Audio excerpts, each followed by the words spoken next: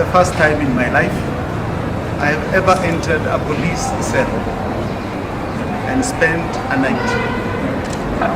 I want to say, for those who may doubt how I am today, let me assure you that they treated me very well at Kampunji police station. All the officers were very good. I got a few hours sleep, save for the times that they kept checking up on me to find out whether I'm well, whether I'm not. But they treated me very, very well. And I want to thank them for their cordial hospitality at Kampunji police station. The second thing I want to say is that I know Bwana Kinoti is but a poodle who has masters. So I will not address Bwana Kinoti. He is but a poodle who has masters.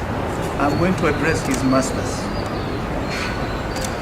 His masters sent him in 2017 to harass my family, to purport that I want to overthrow the government of Kenya after an election that had been nullified by the High Court. The same masters went ahead and decided that they have not had enough of me. And after swearing in, they came for me again.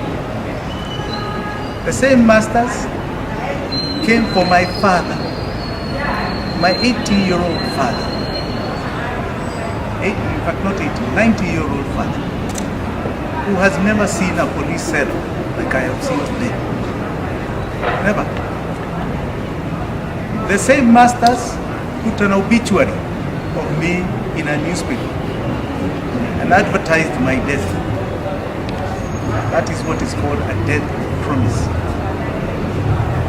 And since then, they have not stopped. They have not stopped. They did this primarily at the time because I was supporting the candidature that was in opposition to them, Raila Amolo Odinga. In March 9th, 2018, my friend Raila Amolo Odinga went and had a handshake with that master. And when he had that handshake with that master, he went alone. I repeat, he went alone. He did not go with the people, the generals who were part of that fight in 2017. I was among them. In fact, we were together the day before.